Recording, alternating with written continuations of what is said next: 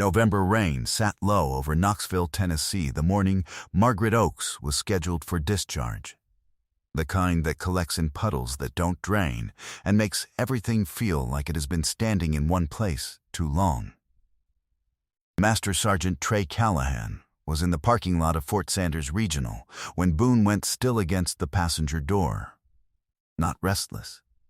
Still, head slightly forward, both ears turned toward the hospital's main entrance, the way a dog turns toward a sound only it can hear. Trey had been there since 7 in the morning, sitting in the parking lot with a folder on the seat beside him and a photograph on his phone that he hadn't planned to take, waiting for a meeting he hadn't been invited to but was going to attend. The woman being discharged on the 4th floor had no one coming. The place she was being discharged to was not safe.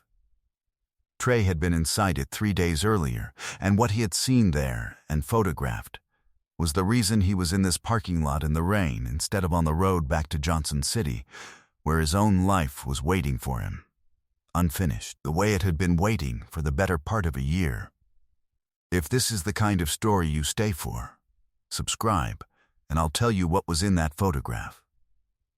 Trey had joined the Marines at 20, one semester into a community college engineering program that he had enrolled in because his father said college, and he had said yes, and neither of them had been certain it was right. What was right had announced itself with the specific clarity that vocations announce themselves to people who have been waiting for them. Not with fanfare, but with the recognition of a thing you already knew before it was named. He served 16 years, combat engineering, and then explosives ordnance disposal, and the combination had given him a precise and unsentimental relationship with destruction. What it did, what it left behind, what it was trying to tell you if you knew how to read it. He had come home to East Tennessee in 2022 with a retirement he hadn't expected to take at 40, and a right leg that had been rebuilt twice and that communicated its opinion of weather and stairs without being asked. He did contract safety inspections now, which was the engineering program arriving at its right form after a 20-year detour. He drove Boone to every inspection. He drove everywhere slowly, the way a man drives when he has stopped being in a hurry and isn't sure yet what to do with the time that freed up. Boone was a 5-year-old bloodhound, red and tan, loose-skinned and earnest, with ears so long they brushed the ground when he was tracking something, and a face that expressed approximately 17 distinct emotional states, depending on the angle of his jowls. He weighed 89 pounds and carried them with the specific dignity of a dog who has accepted his own absurdity and decided to lean into it. He was not a quiet dog. He communicated freely, in a register that ranged from low contemplative mutters to the kind of full-throated declaration that made people on sidewalks step aside. But when something was genuinely wrong, he went quiet in a way that was louder than any of his sounds.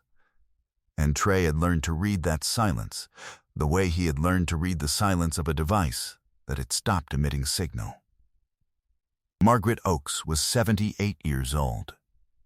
She had lived in the same house in the North Knoxville neighborhood of Mechanicsville for 41 years, a white frame house on Randolph Street that she and her husband Curtis had bought in 1983, the year their son Andre turned 3, and that she had kept in the meticulous order of a woman who understood that maintaining a thing was a form of love. Curtis had worked Appalachian Power for 31 years, line work, the kind that put him outside in ice storms at 2 in the morning because the lights being on was not optional for the people who needed them. He had died of a heart attack in 2018, unexpectedly, which was the only way Curtis had ever done anything, without warning and completely. Margaret had stayed. The house was his as much as hers. The walls had the accumulation of 40 years of a life that had been good and full and real, and she was not going anywhere that wasn't in a box. She had been a practical nurse for 27 years, working the oncology floor at University of Tennessee Medical Center, until her own back had made the decision for her. She had been the kind of nurse whose patients asked for by name, not because of any technical superiority, but because she saw them as people undergoing a crisis rather than people enacting a medical chart.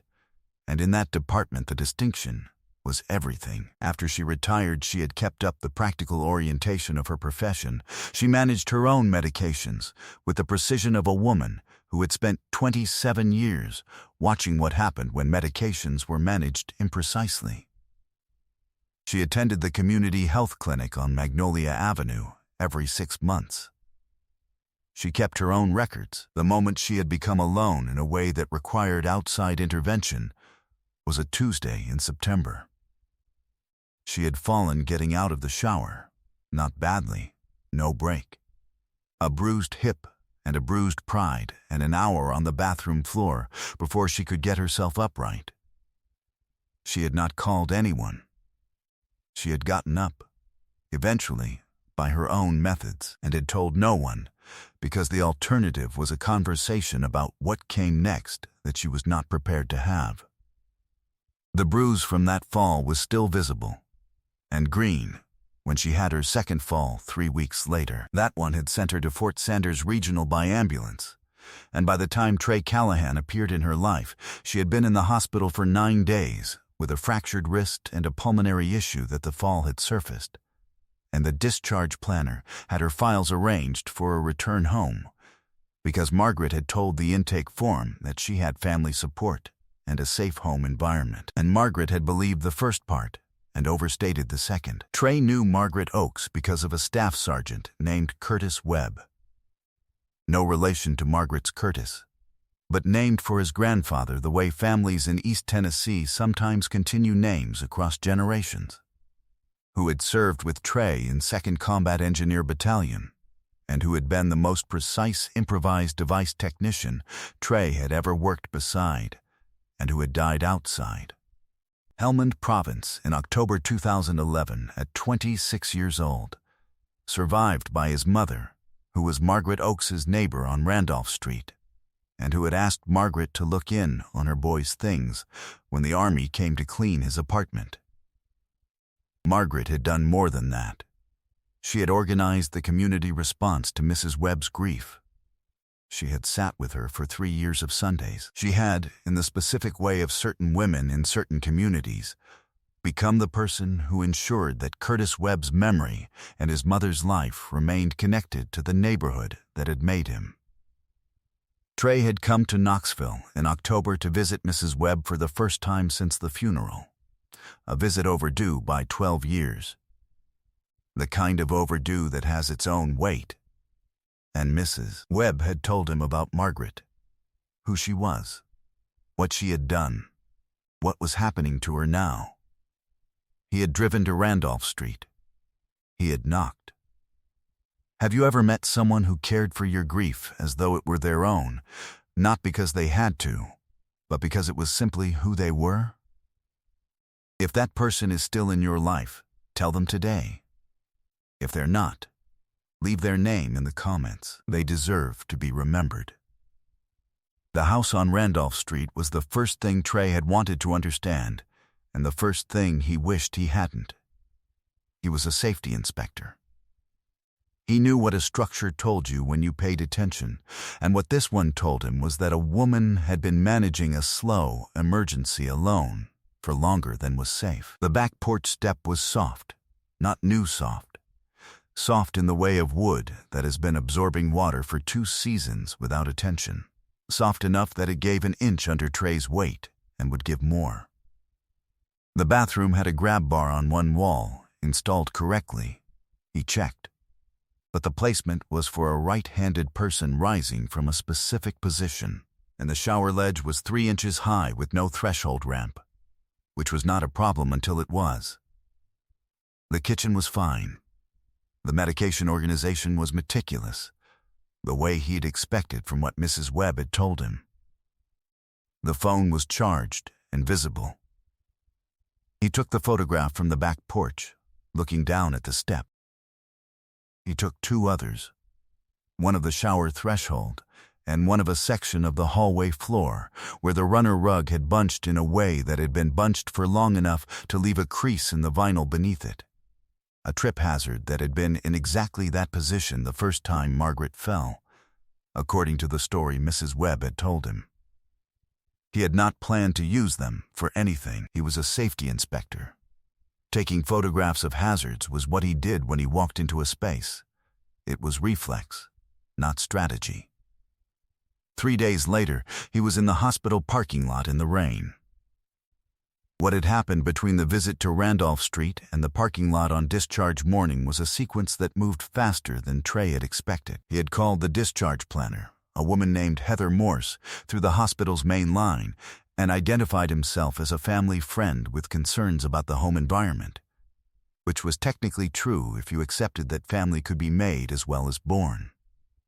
Heather had been polite and thorough, and had explained the discharge criteria and the home safety assessment protocol, and then told him that the family had confirmed safe home conditions and that there was no hold in the current chart. Trey had asked who the family was. There was a pause. Heather had said the contact was Margaret's son Andre, who lived in Atlanta. Trey had called Mrs. Webb. Mrs.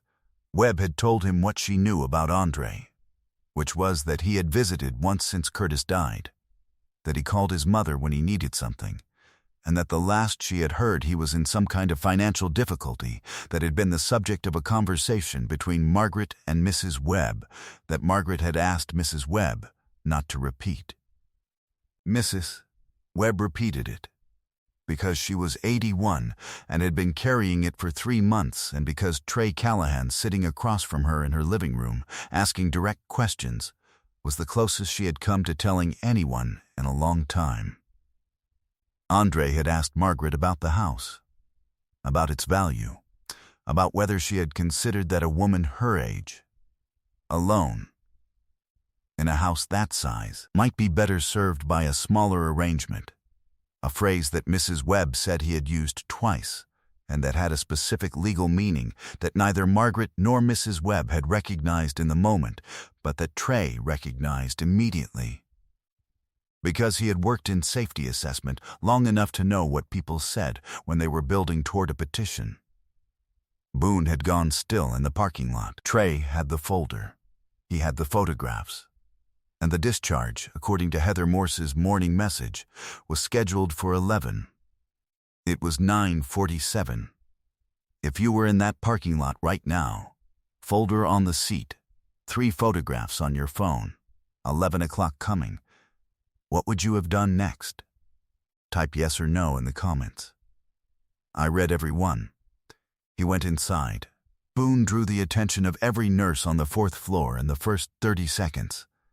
And the charge nurse, a woman named Deborah Solis, who had been on oncology for 18 years and who had the specific competence of a person who has handled everything and is not rattled by much, came over with the expression of a woman who was going to need a reason. Trey gave her one. Not the full version. Enough, he said he had been inside the home, that he was a licensed safety inspector, and that he had documentation of conditions that had not been disclosed in the admission intake, and that he believed were material to the discharge decision. He said he would like 5 minutes with the discharge planner. He said the alternative was that he could file a formal safety report with the county, but that seemed like more paperwork for everyone involved. Deborah Solis looked at him for 3 seconds. Then she looked at Boone, who was sitting with complete stillness beside Trey's left leg with the patient gravity of a dog who has decided the matter is already settled and is simply waiting for the humans to arrive at the same conclusion. She said, "I'll get Heather." Heather Morse was a careful woman who understood her job as the space between what was medically certified and what was actually true. And Trey had the impression, from the first 30 seconds, that she had been doing her job well enough to feel the gap between those two things in Margaret's case before he walked in. She looked at the photographs without speaking. The back porch step, documented. The shower threshold, documented. The hallway runner, documented with the crease in the vinyl visible beneath it. She looked at the 3rd photograph for a long time. She said, "She told us she had family support." "Her son is in Atlanta," Trey said. He hasn't been to the house in 2 years. Heather looked at the photographs again. This is the house she's going back to. Yes, Trey said. Boone made a sound. Low, single. The contemplative register rather than the alarm register. The sound of a dog observing something rather than warning about something. Heather looked at him. Something in her expression shifted. The professional calculation replaced briefly by something more human.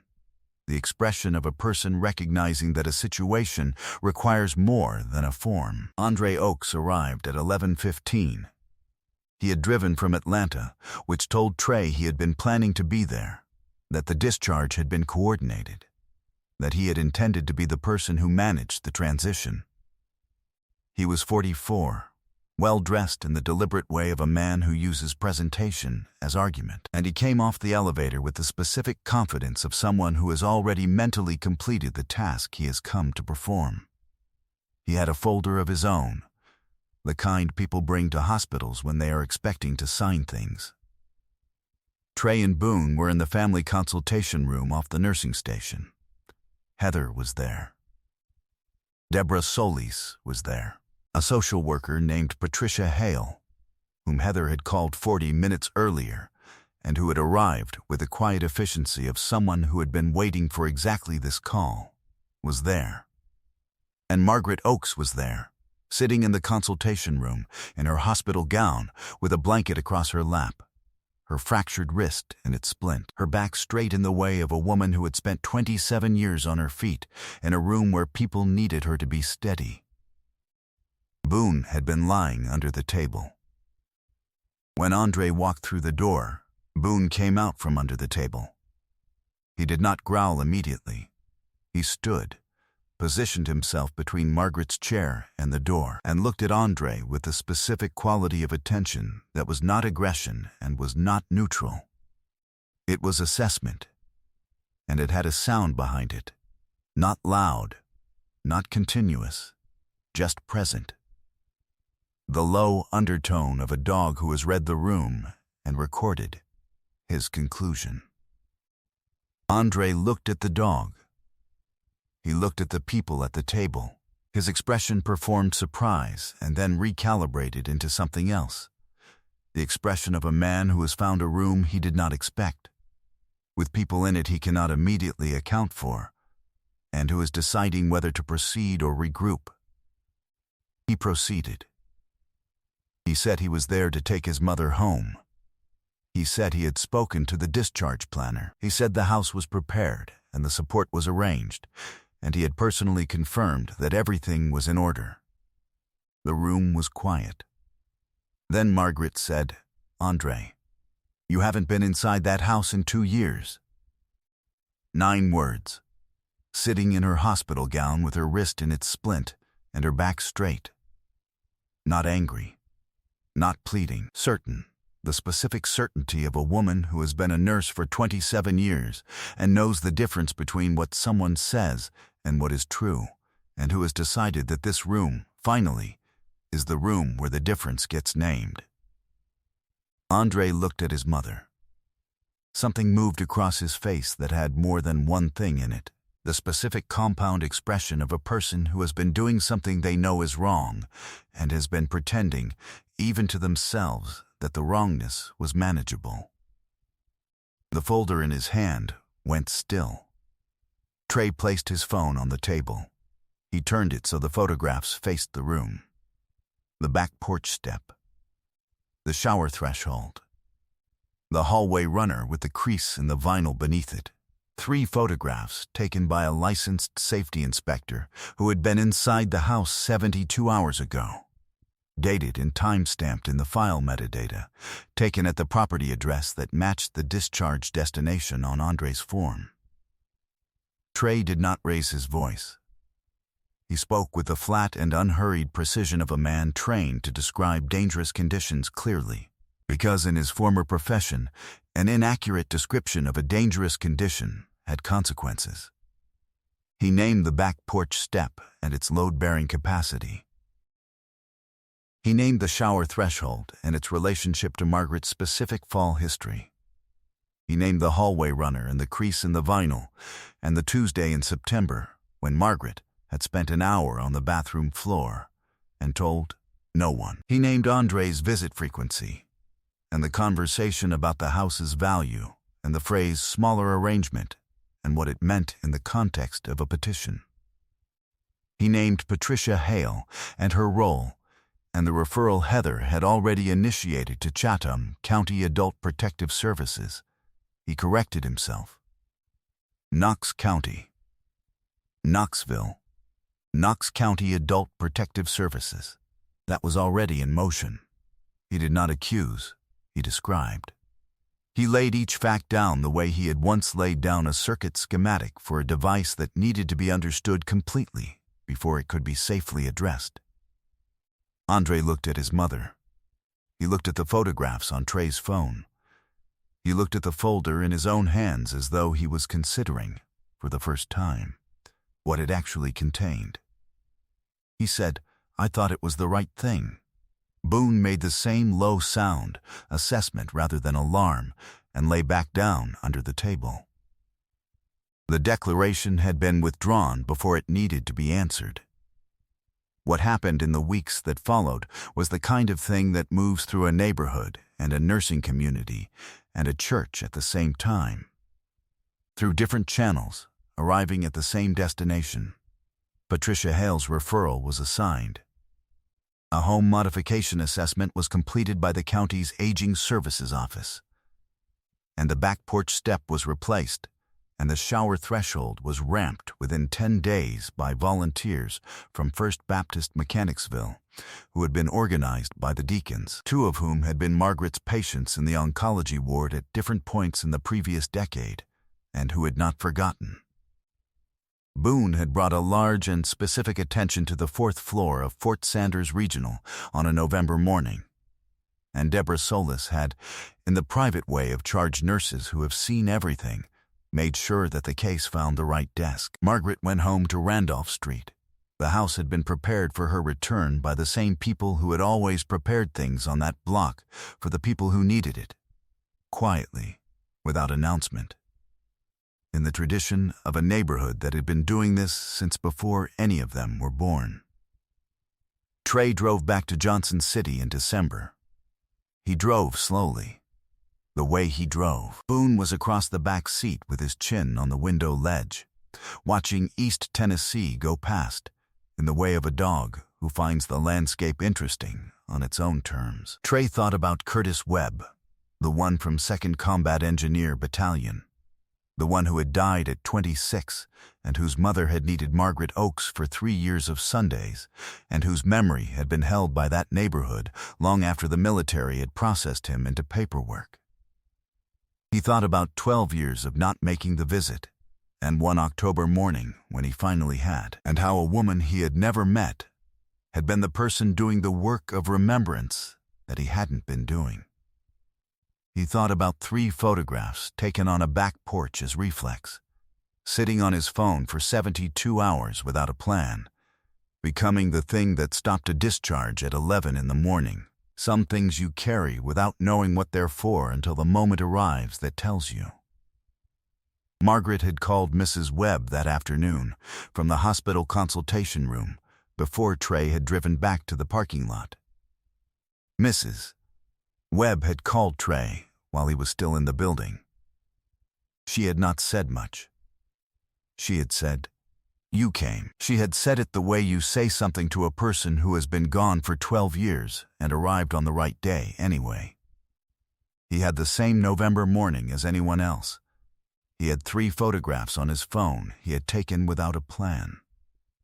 He walked into the hospital and placed the phone on a table and let the pictures say what needed to be said. That was all.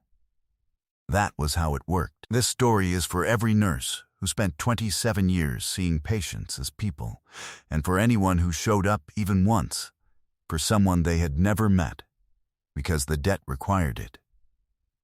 Is there a Margaret in your life? Someone who has been holding everyone else together for decades and who might be alone with something right now.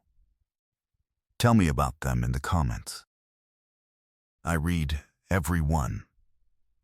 Every story on this channel is about arriving when it matters. If that means something to you, subscribe so you're here for the next one. There are more stories to tell. Which moment stayed with you? I'll see you in the comments.